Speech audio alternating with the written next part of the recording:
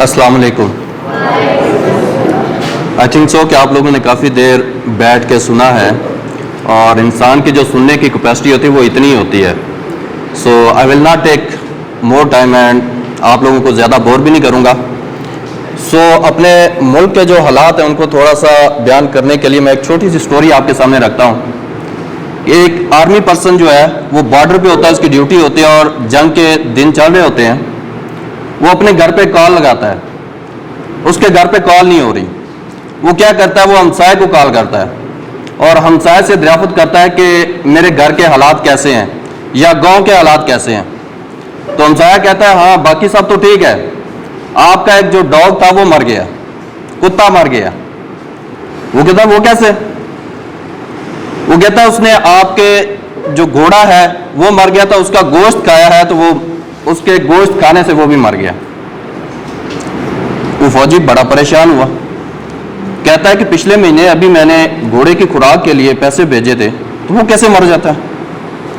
वो कहता है वो जो पैसे आपने भेजे थे ना वो आपकी वालदा के कफन दफन पे खर्च हो गए थे। आपकी वालदा के कफन दफन पे खर्च हो गए थे, लिहाजा इसलिए घोड़े के लिए पैसे नहीं बचे थे तो वो भूखा मर गया। कहता अच्छा मेरी वालदा भी फौत होगी, वो कैसे? वो कहता हाँ वो अपने 2 महीने के पोते के गम में वो भी फौत होगी। उसका 2 महीने का पोता था वो भी फौत हो गया तो उसके गम में आपकी वालदा भी फौत होगी। फौजी कहता है मेरा 2 महीने का बेटा जो है वो भी फौत हो गया, वो कैसे? वो कहता है बेटा जो 2 महीने का बेटा है वो इतना छोटा है कि वालदा के बगैर वो रह नहीं सकता, वालदा के बगैर रह नहीं सकता। वालदा की डेथ हुई है तो उसके अल्टीमेट उसकी भी डेथ होगी। कहता है इसका मतलब है कि मेरी बीवी भी फौत हो गई है। कहता है हाँ तुम्हारी बीवी, वो कैसे फौत हुई है? वो कहता है तुम्हारे घर की छत गिरी थी तो इसके नीचे आके आपकी बीवी की डेथ हो गई।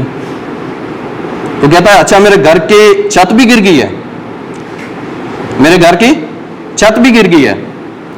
तो वो कहता है हाँ तो बाकी जो हालात हैं वो बेहतर हैं, बाकी सब कुछ नॉर्मल है, बस थोड़े से ये आपकी फैमिली के हालात है जो मैंने आपको बयान किए हैं।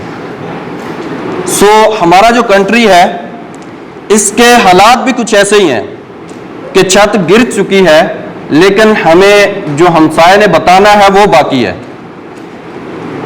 जो हमसाये ने बताना है वो बाकी है।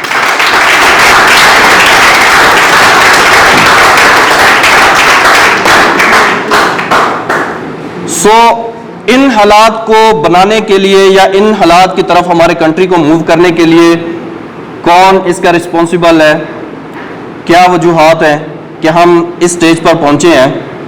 सो मैं जो मेरे एनालिसिस हैं वो यही है कि हमारी जो एजुकेशन सिस्टम है जो कि हमें ब्रिटिश गवर्नमेंट से हमने ऑन की थी, ये इस हद तक एक टूटा हुआ रैट शिप है जो हमें किसी मंजिल की तरफ नहीं लेकर जा सकता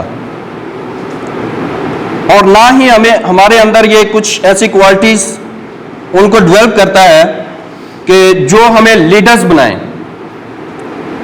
सो हमें इन सारी चीज़ों को नज़र रखना है और अपनी जो एजुकेशन है इसको प्रैक्टिकल लाइफ की तरफ मूव करना है।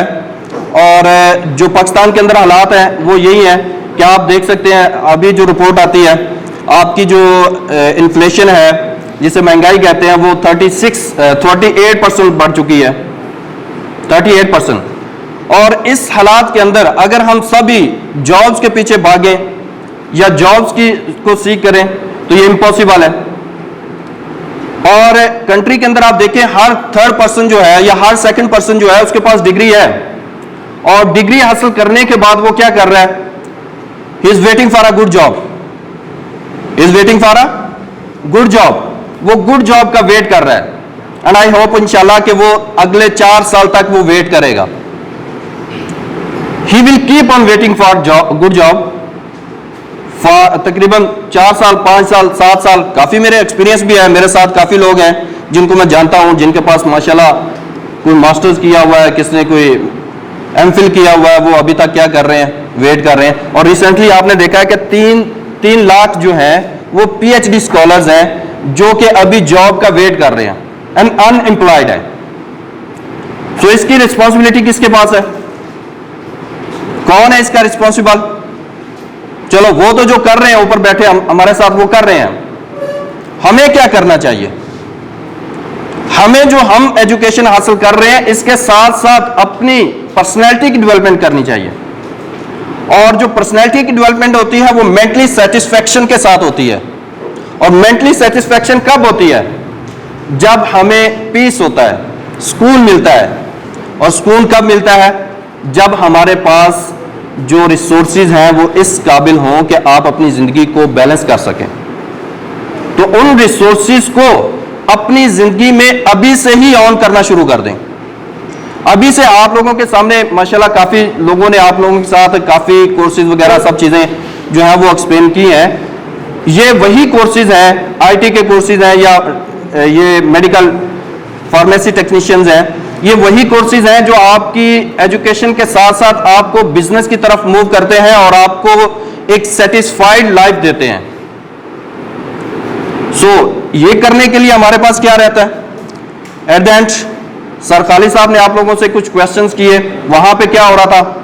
आप में हेजिटेशन हो रही थी, no one was able to answer, कोई भी आंसर करने के लिए काबिल नहीं था। तो ये चीज जो है हेजिटेशन, शर्म जो है, इसे हमें खत्म करना है। और अपना एक स्टेप जो है, जो आपके माइंड में एक चीज आती है वो स्टेप आपने उठाना है और अपनी मंजिल की तरफ गामजन होना है। हेजिटेशन कैसे खत्म की जाती है? मैं एक छोटी सी स्टोरी अगेन आप लोगों के सामने रखता हूं और इसके बाद इंशाल्लाह आप लोगों की हेजिटेशन जो है वो आप खुद खत्म कर लेंगे और मेरी स्पीच भी खत्म हो जाएगी। कि पुराने ज़मानों में फौज में भर्ती होती थी, तो अभी तो ऑनलाइन सब कुछ होता है, लोग जो हैं वो उनको सब कुछ पता होता है कि फॉर्म फिल करना है या वहाँ पे जाकर आपकी एजुकेशन इतनी होगी या एजुकेशन इतनी होगी तो आप फला पोस्ट पे जाएंगे। तो उस वक्त ये एजुकेशन वाला कंसेप्ट नहीं था। और फौज जब भर्ती करती थी, जब उसे पर्सन की ज़रूरत होती थी तो वो गांव-गांव जाती थी और वहाँ पे अपने कैंप लगाती थी और कैंप लगाकर लोगों को अनाउंस करती थी कि हमें पर्सन्स की ज़रूरत है, जो विलिंग है फौज में भर्ती होने के लिए वो आ जाए। तो एक गांव में कैंप लगा, वहां पे 2 दोस्त बैठे हुए, उनको भी पता चला कि आज कैंप लगा है और फौज में भर्तियां आई हैं। तो एक दोस्त जो है उसका नाम बशीर है, दूसरे का नाम अकबर है। बशीर अकबर को कहता है कि अकबर चल यार हम भी अपने इस फौज में भर्ती होते हैं और अपनी जिंदगी को सिक्योर करते हैं। अकबर कहता है नहीं यार मुझे शर्म बहुत आती है। वो कहता है फौज में भर्ती होना और शर्म का क्या ताल्लुक है? वो कहता है मेरी बात सुनो, हम फौज में भर्ती होंगे तो 2 बातें होंगी, या हम ट्रेनिंग करेंगे और ट्रेनिंग करके बॉर्डर पे चले जाएंगे या हमें यूनिट में रखा जाएगा। अगर तो यूनिट में रखा जाए मतलब कैंप के अंदर रखा जाए तो ठीक है, अगर बॉर्डर पे चले जाए तो वहां पे फिर 2 बातें होंगी, या तो हमारा दुश्मन के साथ अमन रहेगा या हमारी उनके साथ लड़ाई चलती रहेगी। अगर तो अमन रहा फिर ठीक है, अगर लड़ाई हुई तो फिर 2 बातें होंगी। वो कहता है या फिर हम उनको मारेंगे या फिर वो हमें मारेंगे। अगर तो हम उनको मार दें तो फिर ठीक है, अगर वो हमें मारे तो फिर 2 बातें होंगी। अगर वो हमें मारेंगे तो फिर 2 बातें होंगी, या तो हमारी डेड बॉडी जो है वो जंगल में पड़ी रहेगी या चूड़े उठाकर ले जाएंगे। अगर तो चूड़े उठाकर ले जाएं तो फिर ठीक है, अगर जंगल में पड़ी रही तो फिर 2 बातें होंगी। हमारी डेड बॉडी को या तो खाएंगे जानवर तो या खाएंगे परिंदे। अगर जानवर खाएं तो फिर ठीक है, अगर परिंदे खाएं तो फिर 2 बातें होंगी। वो हमारी बॉडी से गोश्त खा लेंगे और हड्डियां बच जाएंगी, या तो वो हड्डियां वहां पे खत्म हो जाएंगी तो या उनको दोबारा चूड़े उठा लेंगे। अगर तो खत्म हो जाएं, दब जाएं तो फिर ठीक है, अगर चूड़े उठा लेते हैं तो फिर 2 बातें होंगी। या वो हमारी हड्डियों से बटन बनाएंगे या बनाएंगे साबुन। अगर तो उन्होंने बटन बनाए तो फिर ठीक है, अगर उन्होंने साबुन बनाया तो फिर 2 बातें होंगी। या वो साबुन बनाएंगे कपड़े धोने वाला या बनाएंगे नहाने वाला। अगर तो कपड़े धोने वाला बनाए तो फिर ठीक है, अगर बनाए नहाने वाला तो फिर दो बातें होंगी, या तो साबुन से लड़के नहाएंगे या नहाएंगी लड़कियां।